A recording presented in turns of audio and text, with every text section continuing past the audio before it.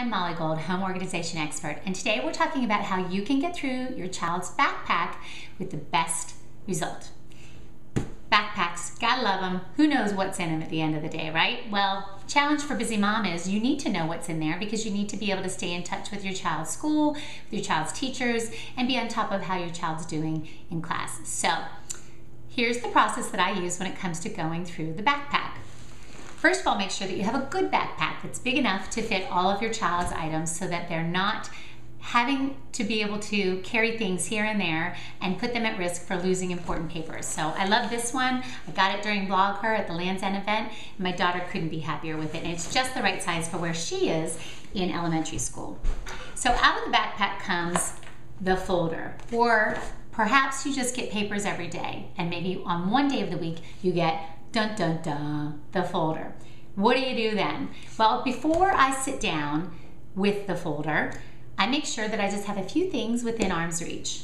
I've got my wallet because you never know what you might need to pay for. I've got my pen because you never know what you might need to sign. Along with my pen, I've got my DIY Go Mom planner in its sparkly binder because you never know what you might need to put on your calendar. And I always have my child's school organizer that I make at the beginning of every year. Once I have all those supplies set, and I'm sitting down with my child's backpack at the right time, for me it's right after school when they get home, it's as simple as any other paper. You need to act on it, you need to file it, or you need to throw it away.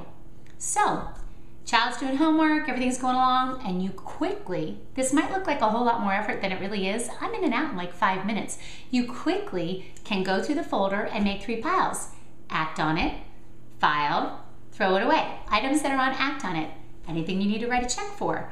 Anything that you need to sign for. Anything that you need to put in your DIY Go Mom planner calendar. That's an act on it. File it. Any kind of paperwork that you might want to keep track of in your school organizer. So teacher, PTA, any test scores that might be important, and any special activities. File it. No, you do not keep all the worksheets. No, you do not keep all the artwork. You might keep 1 or 2 of anything, but you definitely don't keep it all, and I promise you won't miss it, and neither will they. Once you go through that process, it'll be obvious what to trash. All those worksheets that they did all week, you don't need to keep record of.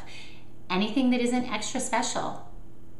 If you get 10 out of 10 every single week on a spelling test, you really don't need to keep them, except for maybe you need to talk about the fact that we keep getting 10 on the 10, and can we please get harder spelling words? So you see where I'm going with this. It's not any more complicated than any other paper filing system.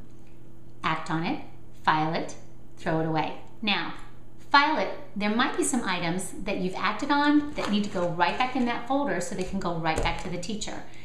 You've taken it and you've made sure that it's all taken care of. Now, one little piece.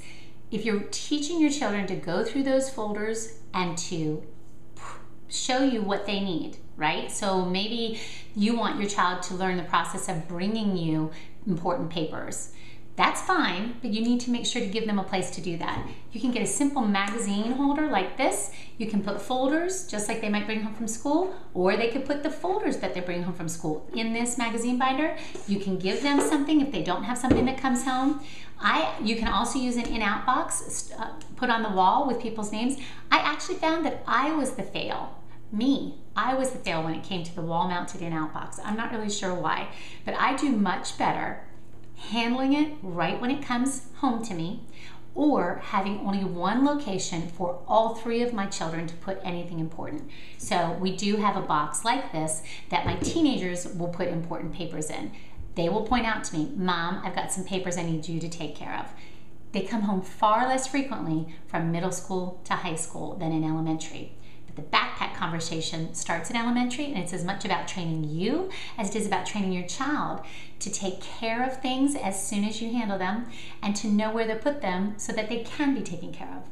So those are my tips for how to get through the backpack. Remember, you can do it right when they get home if that's convenient, or if you are home later in the evening, you still want to make sure, just schedule it, pick a time to do that every single day.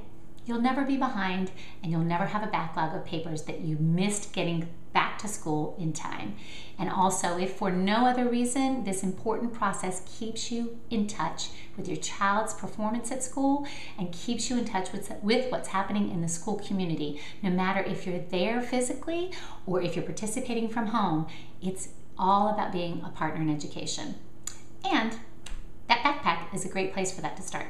So I hope these tips help you. Please let me know, how do you go through the backpack every day in your house to make sure that papers get where they need to go and don't go where they don't need to go? I'd love to know. Thanks so much for stopping by, and of course we'll look forward to seeing you next time. Have a great day.